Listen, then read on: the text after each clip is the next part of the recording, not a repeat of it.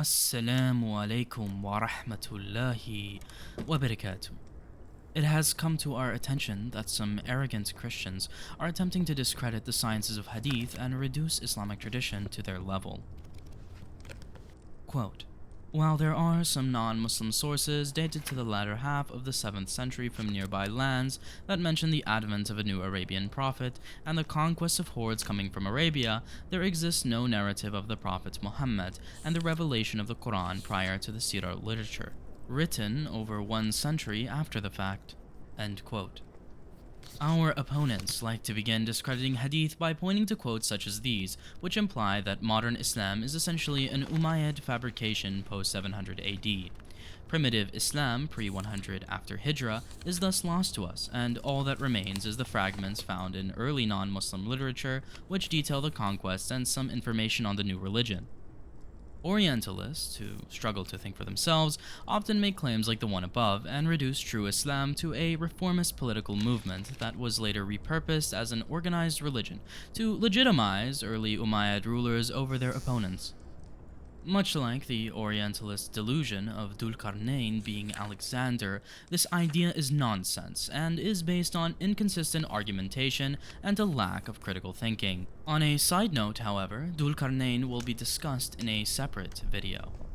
If one were to be truly consistent and affirm the above statement, they would also need to affirm the late authorship of the Quran, as the text itself is quite clear that war and political submission is backed by God and is rooted in religion. Thus, for a movement to be completely political, it must be a movement which lacks the Quran. We do have 7th century manuscripts of the Quran, as well as we know that the Quran was being transmitted faithfully and throughout the world. One can of course refer to our critique on the Syro-Aramaic Quran, where we give a few simple, impactful arguments on the stability and primitivity of the Uthmanic stemma. As for now, we will simply point to pre-100 after Hijrah works which point to the beginning of a religious movement in Islam. All references and quotations will be taken from Robert Hoyland's Seeing Islam as Others Saw It, unless otherwise stated. The first of which is Pseudo-Sebios, a text written in the 660s AD. He says, having located the spot called the Holy of Holies, they, the Jews, constructed there a place of prayer for themselves with the foundations and superstructure. But the Ishmaelites, envious of them, expelled them from that spot and called the same building their own place of prayer. They, the Jews, erected elsewhere another place for their worship. The same author also says, he legislated for them not to eat carrion, not to drink wine, not to speak falsely, and not to commit fornication. Muhammad preached, saying, with an oath, God promised that land to Abraham and his posterity after him forever. Now you are the sons of Abraham, and God will realize in you the promise made to Abraham and his posterity. Only love the God of Abraham, and go and take possession of your country which God gave to your father Abraham.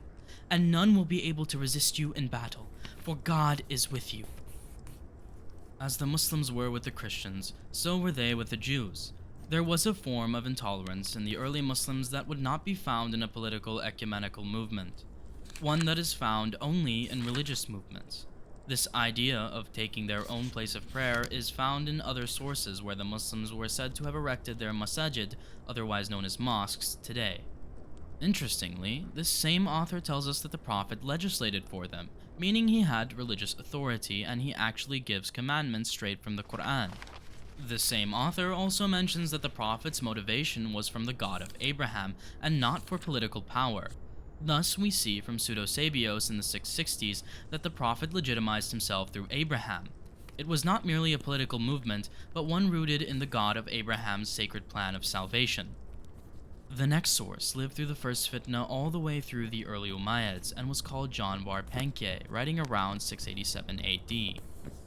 Robert Hoyland says the following, he presents Muhammad as a guide and instructor, as a result of whose teaching the Arabs held to the worship of the one God in accordance with the customs of ancient law. John also makes him out to be a legislator, observing of the Arabs that they kept to the tradition of Muhammad to such an extent that they inflicted the death penalty on anyone who was seen to act brazenly against his laws. It's important to notice that the Muslims are presented as primarily a religious movement, and they all strive to keep to his sunnah as he was their legislator and brought them to the worship of the one God.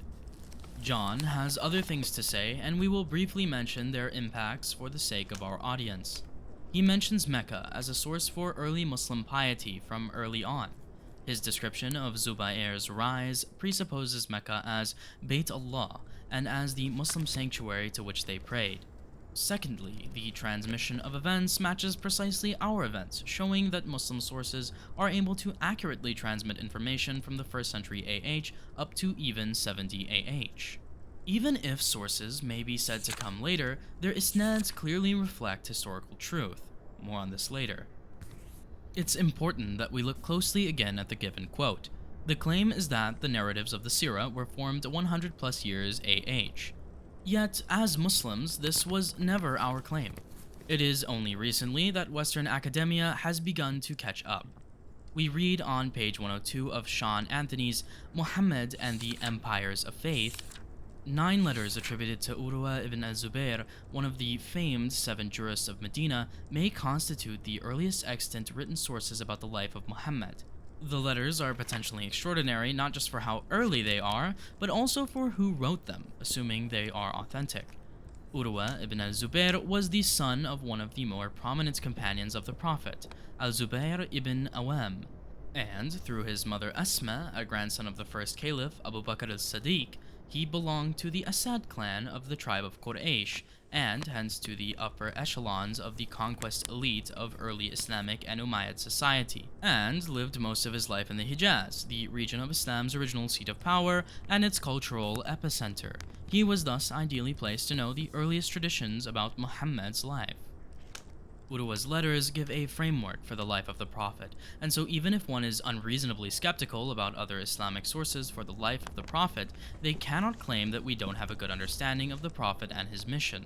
Urwa was the son of one of the most important companions and was intimately related to other known companions and was located in the birthplace of Islam.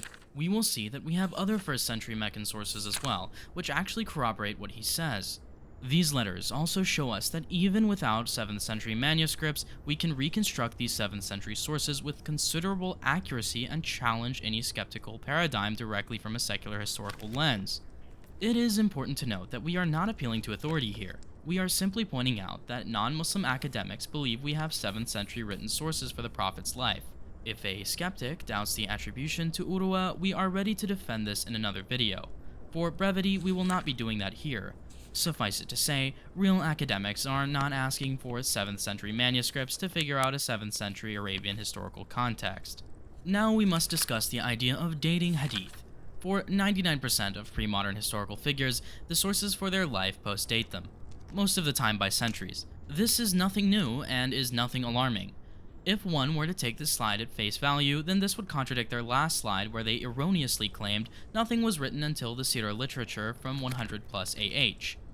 Our opponents are either ignorants or dishonest fools. From our experience, they are likely both. They claim that dating is an issue here.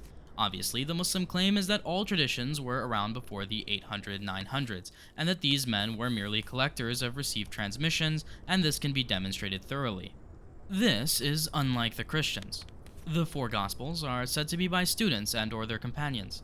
This is obviously false. However, it is understandable that Christians grasp onto these flimsy ideals, as the Gospels do not tell us their sources. Luke says he met eyewitnesses and others who witnessed the events of the past, but never gives us names or specifics. According to rigorous Islamic methodology, they wouldn't even come close to being deemed authentic. We will discuss this idea of manuscript proof soon and thoroughly eliminate it. As for now, however, we begin our refutation by discussing the issue of reconstructing earlier works. So far, we have already mentioned Urwa. Both secular and Islamic scholars agree that the transmissions are authentic and do go back to him, and that he wrote in the 1st century AH. Most of these letters survive in written form in Tabari's works, which gives direct verifiable evidence that the earliest written texts from the primitive Islamic period were available to later authors. We begin by looking at the Sahifa of Hammam ibn Munabih. Hammam ibn Munabih was a tabi'i who was a direct student of Abu Hurairah radiallahu an. This means that if this goes back to Hammam and he wasn't making these hadiths up, then the information is pre-60 AH.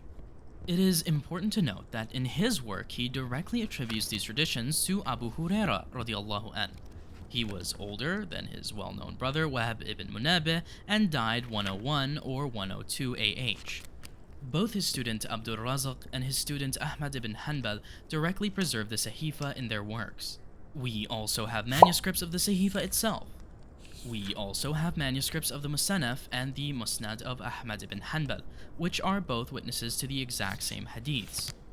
His other student, As-Sulumi, gives us independent witness of the Sahifa through his independent chain of students. The Sahifa is widely attested, and what is interesting is that we know the al-Razzaq, Hanbal, Bukhari, and Muslim had physical copies of the Sahifa, as a comparison between them and other sources shows a stark contrast. These four sources show remarkable similarity in wording, almost word for word in every instance, except for a few instances of minor omissions or interpolations which may be due to the copyist or human error. However, the same hadiths, as told by other transmitters, show a larger variety of wording, again without changing the meaning of the reports, and are thus due to normal oral changes. Thus, we can see that there is a clear difference between the oral and written transmission of hadith. As a final note, the fact that al-Razzaq preserves it is itself a massive testimony to its primitivity, as we will see soon. The next work is studied in depth in Azami's PhD thesis, Studies in Early Hadith Literature, and is known as Nuskha Suhail ibn Abi Saleh. His father, Abu Saleh, was a direct student of Abu Huraira. Thus, the chain is Abu Huraira, then Abu Saleh, then Suhail ibn Abu Saleh. Just like the Sahifa of Hammam, the hadiths in this work are also found in Musnad Ahmad, Bukhari, and Muslim. Additionally, all its traditions have been copied and transmitted through different chains. We also have direct manuscripts of this work, as can be seen in Azami's work. One is from the 6th century AH with a full written chain of copying transmission. The final copyist was Abu al-Futuh Yusuf bin al-Mubarak. All copyists are well known except Muhammad bin Abda bin Harb, a patron of Abu Jafar al-Tahawi, who cannot be analyzed in depth as the Hanafi sources examining him in depth are not extant.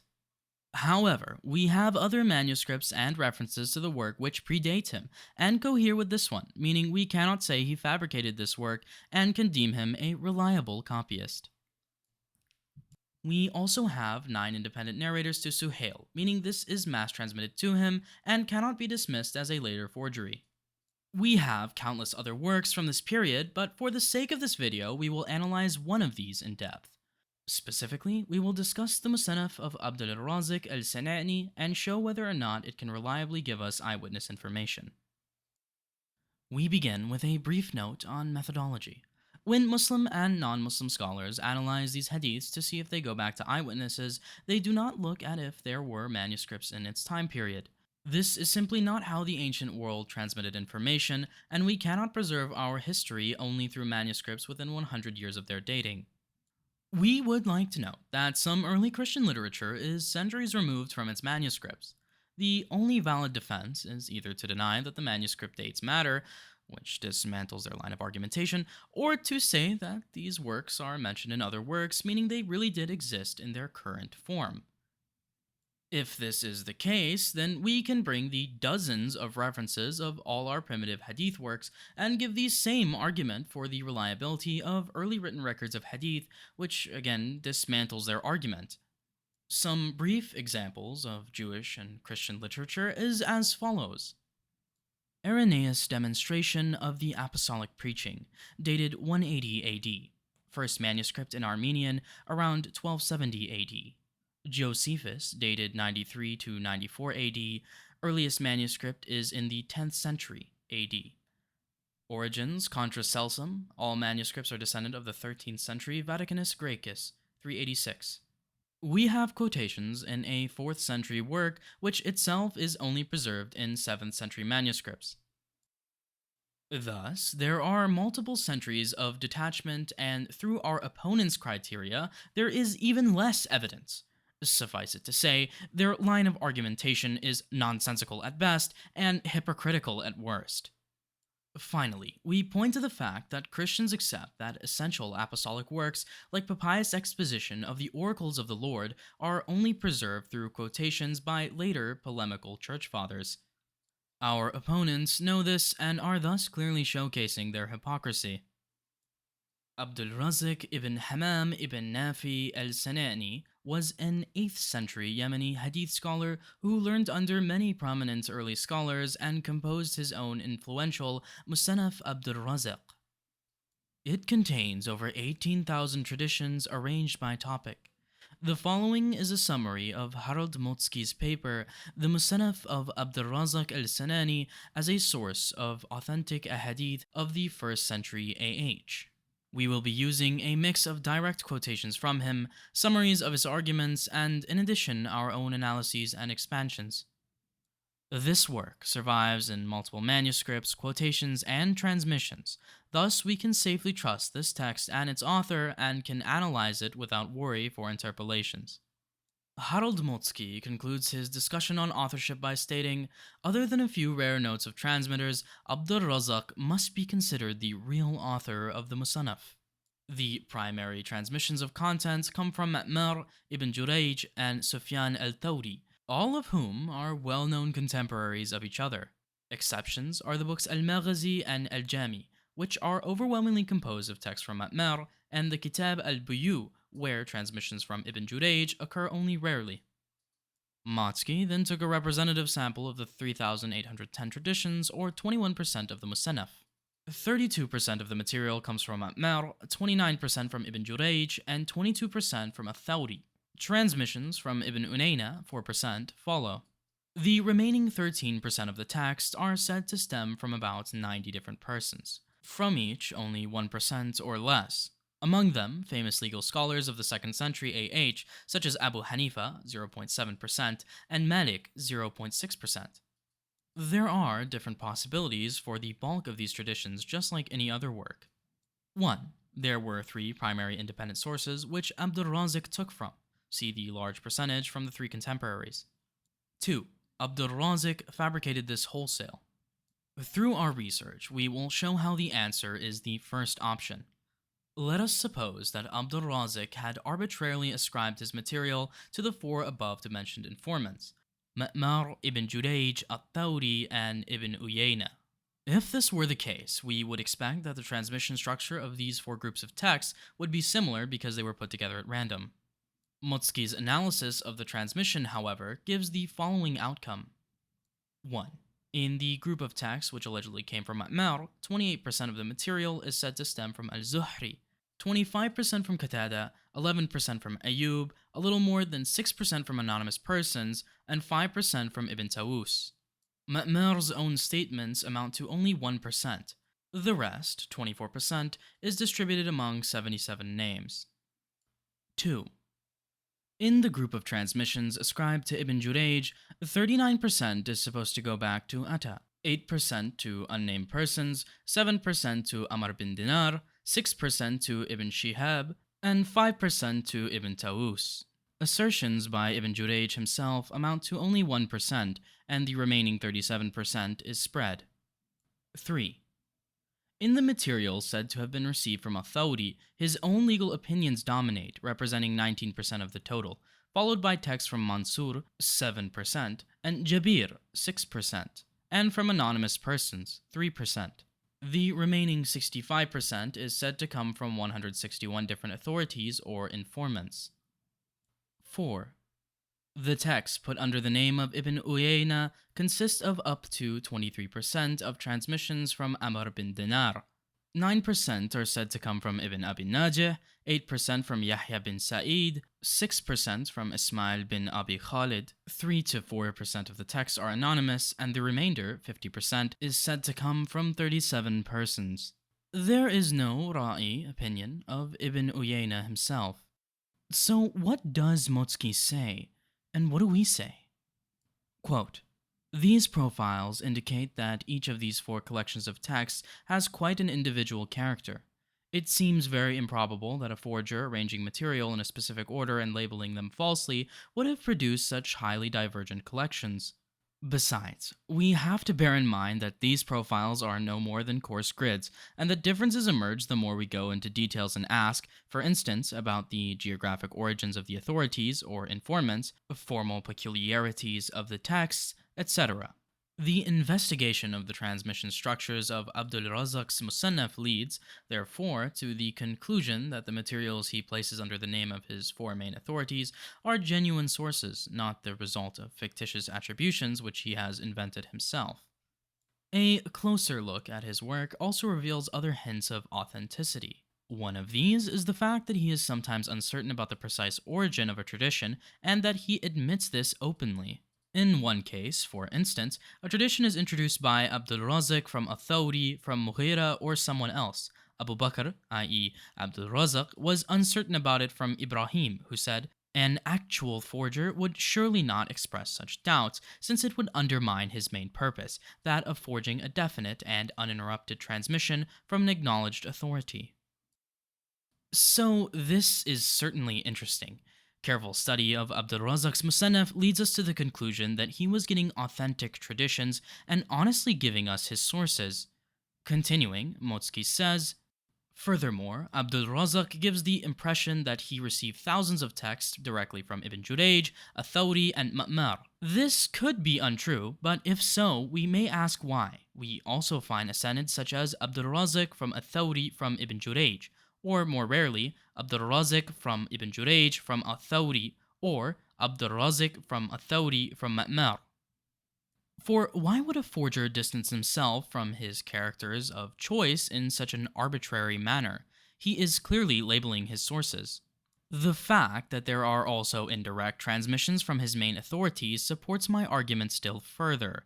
The origin of his material is not arbitrary, but he specifically labels the source the tradition comes from. Forgery still seems more unlikely because there are also anonymous transmissions by al-Razzaq from authorities for whom he cites, in most cases one of his main informants, as a source.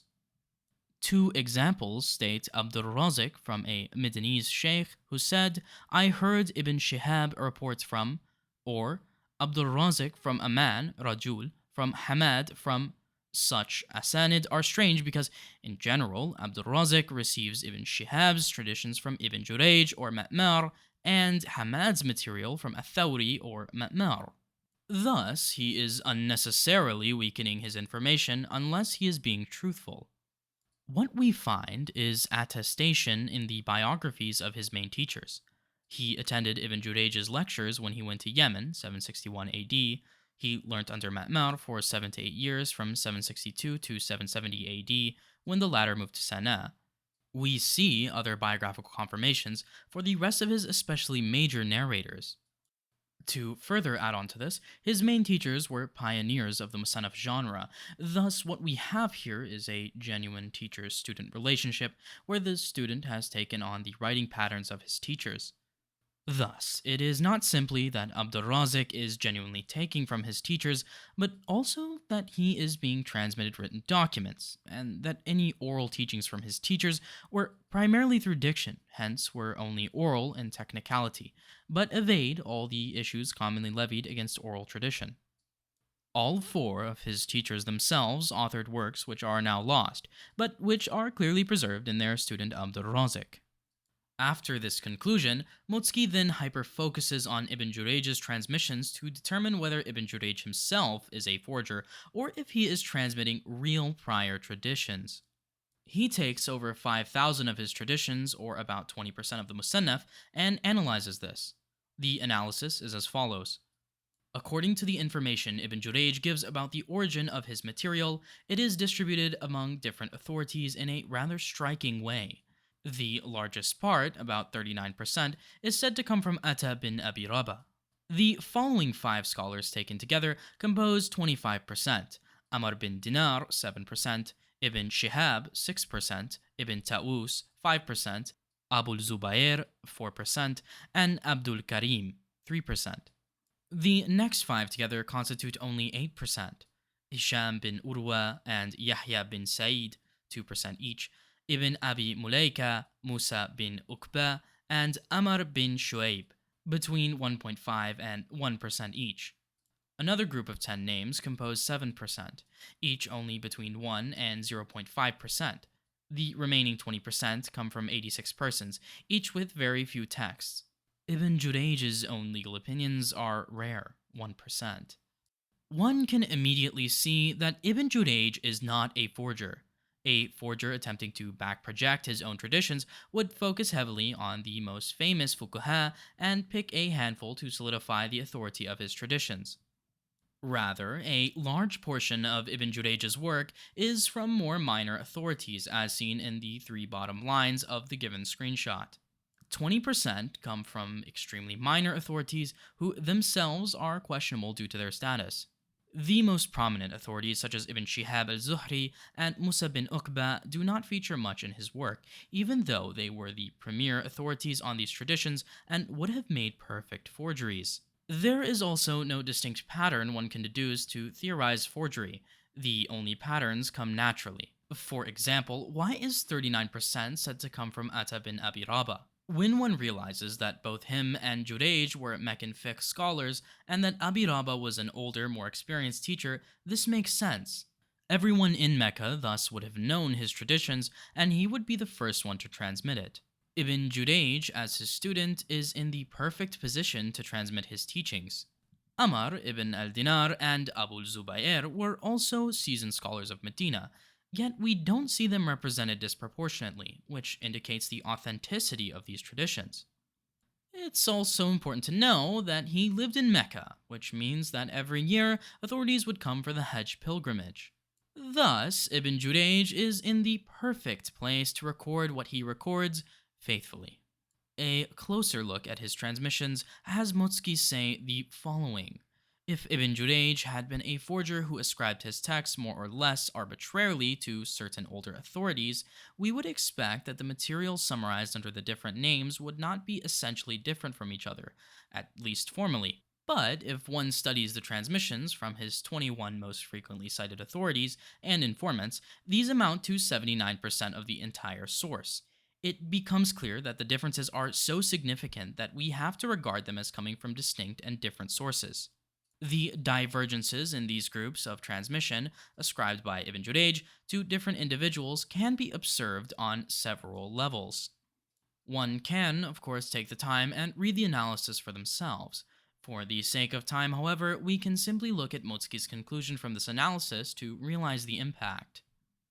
Quote, the above are the 5 most important levels by which the differences among the several chains of transmissions can be formally described. They indicate that each source has an individual character. This clearly contradicts the assumption that Ibn Jurayj produced all the characteristic variations, fabricated the text himself, projected them back on older authorities, or forged the transmission chains or parts of them. Such a diversity can hardly be the result of a systematic forgery, but rather must have developed over the course of time. We must, therefore, until the contrary is proven, start from the assumption that the traditions for which Ibn Jurayj expressly states a person as his source really came from that informant, and thus Ibn Jurayj's transmission, in my opinion, should be regarded as authentic. Again, this is before one even begins to discuss the traditional Muslim methods of authentication, and with that we can get even stronger confirmation, although that is not the point here. What we are simply saying is that actual academics are not using this petty polemical standard of, show me the 7th century manuscripts or it doesn't exist. This is the standard of low IQ apologists, not the standard of academia, and certainly not the standard of apostolic Islam.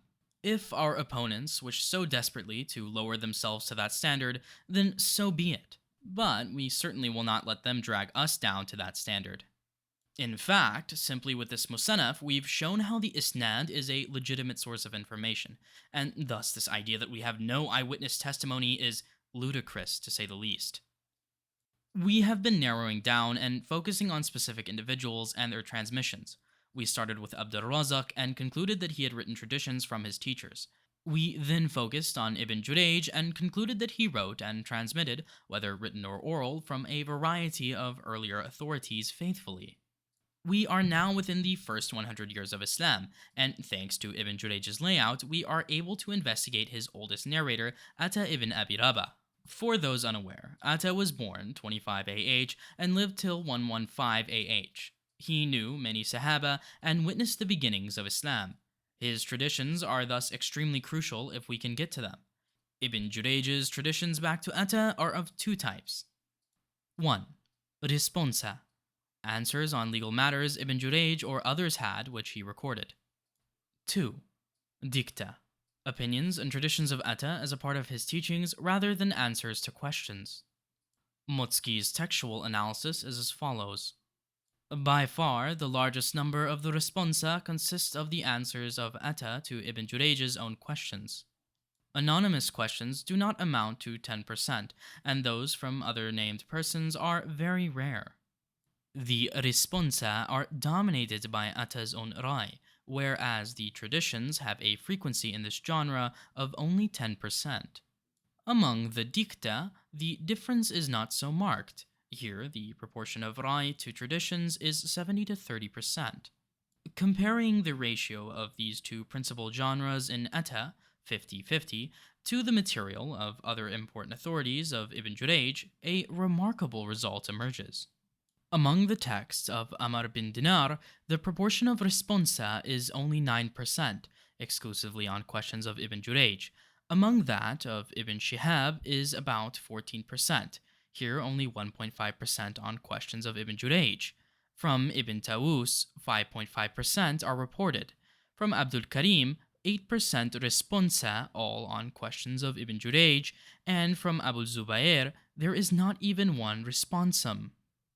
This is quite technical and thus can be hard for one to follow, but essentially Ibn Jurayj is accurately reporting what his sources are telling him and is not fabricating as evidenced by the large differences in attributions between his sources. A systematic forger would not come up with such a difference, and we would notice patterns and perfections. Additionally, Motski comments bluntly, quote, "Can we explain the different kinds of questions, the direct, the indirect, the anonymous, and those from named authorities other than Atta, as mere stylistic devices which Ibn Jurayj had used according to the principle of variatio delictat? The pattern of question and answer implies a strong claim of authenticity, inasmuch as the question is asked by the transmitter, or pupil himself, and is immediately answered by the respective authority or teacher. With his question, the questioner has a share in some way in the answer as the actual instigator of it. The directness of the transmission can hardly be expressed more strongly. Formulas such as samituhu yakul, akhbarani, or kalaifi, which indicate the direct oral transmission as well, which does not exclude their being written down, clearly suggest less reliability, not to mention the totally uninvolved an excala. The mix is quite clear. Ibn Jurayj even records times when he asked someone else, anonymous, to ask Atta questions. Why would he have invented this, especially in a proto-orthodoxy which valued the isnad and looked down upon mursal hadiths? A forger would actually eliminate this irsal rather than choose to keep it. Additionally, 2/3 of the dicta are transmitted with an ataqala, even though he could have picked much stronger words to strengthen his narrations if he was attributing falsehood to Atta. There are many more reasons to point out that we are dealing with Ibn Jurayj's authentic transmission of Atta's words, but for the sake of brevity, we will not bring it. If anyone is interested, leave a comment below for additional information. Suffice it to say, we have the words and transmissions of a man born 25 years AH in the time of the Rashidun, who transmitted from many famous Sahaba such as Abu Hurairah. Additionally, the source for this transmission is Mecca, which is the birthplace of Islam. So who better to tell us about the original Muslims than a scholar in Mecca in this period? If one is still not satisfied, then rest assured that this form of analysis can be expanded upon. And again, all this is trying to show is that we can reach the original Muslims reliably even with later works. So with the Musannaf, we are able to accurately get the traditions of Atta and what he himself believed and transmitted. If one wants to dispute this, then they are free to do so on academic grounds. We have countless other works from this period, and before even, but for the sake of brevity, we will move on. We will discuss these in future episodes, inshallah. What follows from our opponents is a complete straw man. Not a single Muslim says oral tradition is preserved among a random body of Muslims. For each line of transmission of each piece of information, we have an isnad, meaning in each step of the way, we know where the information was gathered from, thus allowing us to determine additions, omissions, etc. This is nothing like Christianity, and unlike Islam, Christian oral tradition can be repeatedly shown to be false. Thus, there is no parallel, and we do not need to presuppose Islam to arrive at the conclusions we present. Christians, however, need to presuppose fundamentalist Christianity to even attempt to defend their doctrines. Take an example of the manuscript of Suhail ibn Abi Saleh. We have a chain of copyists through which we can compare. When a Christian tradition is wrong, as is the case with the Markan versus Matthean priority, most of the time we don't know who the originator of this falsehood was. Except in certain instances, like with Hebrew Matthew, where we know the elder John, a prominent early authority, promulgated this false tradition to known churchmen like Papias. It certainly is not looking good for the Christians. The next idea to be tackled is to say the Sunni-Shi'i divide shows the unreliability of hadith, an idea which exposes our opponent's utter ignorance. First off, between the Zaydi, Ibadi, Sunni, and Twelver Corpi, we see vast amounts of agreement. In fact, oftentimes we see that 3 corpi agree against 1, which strongly indicate that the one corpus has faulty transmission in that specific area. We read, the other major sectarian division in Islam, the Kharijis, of whom today there remains only the subdivision called Ibadis, limited to areas of Oman and North Africa, also had a complex attitude toward the Hadith. This stemmed from their belief that some of Muhammad's companions had become corrupt after the rule of the first 2 caliphs, and from the general scriptureless attitude of the Kharijis. Their own most authoritative hadith collection, al-Jami al-Sahih, also called Musnad al-Rabi bin Habib, was given final form by Yusuf bin Ibrahim al-Urjalani. It contains 1005 prophetic hadith and overlaps considerably with the standard Sunni collections. The Basran successor, Jabir bin Zayd, is their most important transmitter and recognized as a transmitter by Sunnis. Cambridge Companion to Muhammad, page 92. We see similar trends with Shi'i Corpi, where there is a strong historical core of agreed-upon traditions. Learned Shi'is who disagree with Sunni traditions don't say our hadith are later fabrications. Their claim is that the companions themselves were major liars, and thus the fabrication is at the root of the transmission, a claim which can be analyzed on its own grounds, separate to this discussion. Most of their hadiths don't go back to the Prophet and only go back to the later Imams, thus the disagreements are from the later Shia, attaching their views to these Imami figures rather than disagreeing on what the Prophet himself directly said or didn't say. Thus far, we've established 2 things. 1. A firm historical core across the multiple corpi. 2. Opposing sects claim disagreements are explained through the eyewitnesses being liars rather than our scholars lying on their name. Likewise, we would argue that later Shia project their own views on some of these Imami figures, such as Jafar al-Sadiq and Baqir. This warrants a separate discussion, but suffice it to say, these disagreements show that Kai's point is ignorant and faulty.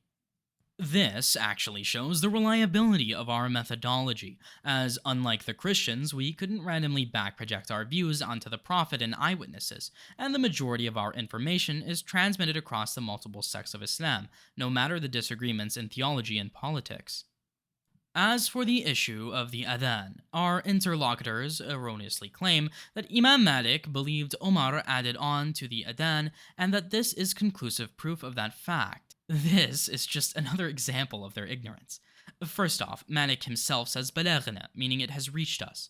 This shows doubt in the authenticity of what is being narrated, as had Malik been sure that this was reliable, he would have said it with more confidence, and he would have stuck to his regular phraseology. Secondly, everyone is in agreement that Imam Malik is not infallible. In all the available chains that we have, Hisham ibn Urwa is reporting from a majhul narrator, meaning he is unknown and his reliability cannot be determined, and we cannot take statements about the religion from men whose reliability is uncertain.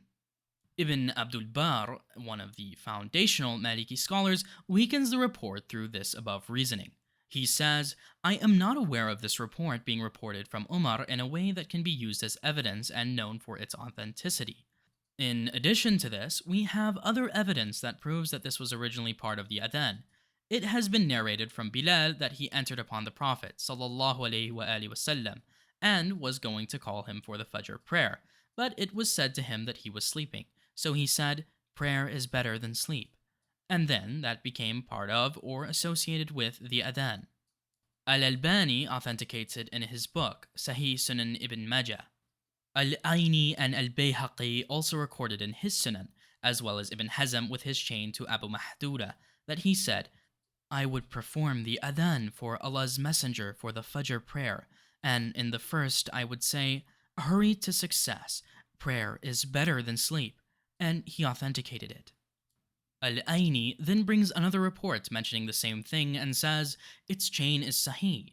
Ibn Abi Shayba, al-Bayhaqi, and Ibn Majah recorded this hadith with many paths through al-Zuhri from Sa'id ibn al-Musayyib that Bilal entered upon the Prophet ﷺ. The report is then mentioned. Al-Arnaut's commentary in his edition of Musnad Ahmad. Finally, we have a report by Anas ibn Malik on this issue. Anas ibn Malik said, from the Sunnah is that if the caller to prayer says in the call of Fajr, come to success, he says, prayer is better than sleep, prayer is better than sleep. For the sake of brevity, we have chosen not to go into the method of verification here, but suffice it to say some of the eminent scholars of hadith have authenticated it, such as Dahabi and Ibn Hajar al-Asqalani. Additionally, all four Sunni schools of law have agreed on it being original. Thus, the idea of this being an original was widespread and much more common than this other position being advocated.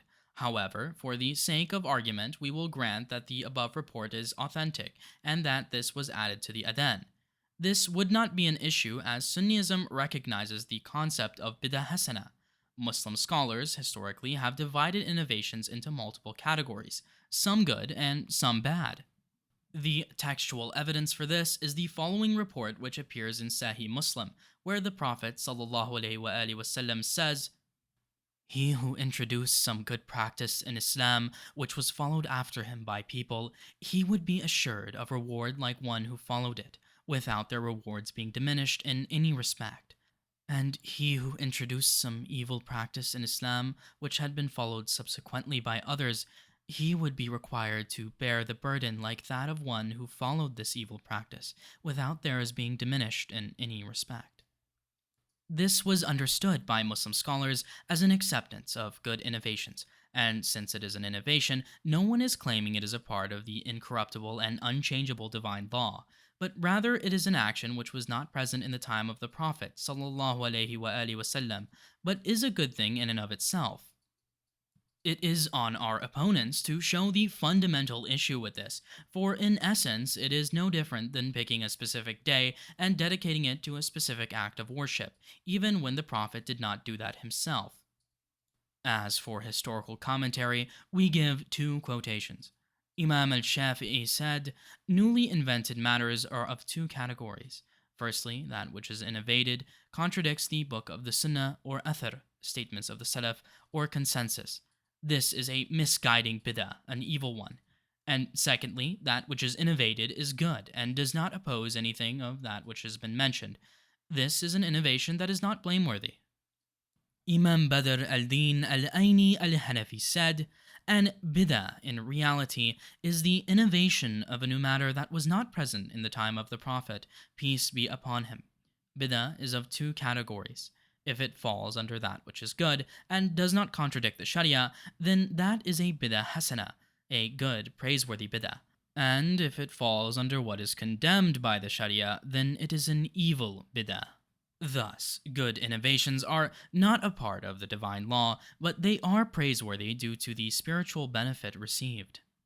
Moving on, our opponent erroneously claims Shafi is essentially changing and deciding Islamic law 200 years after the Prophet. Our position, however, is that his principles are simply within the four most accurate emanations of the divine law, as he preserves the principles of the Salaf.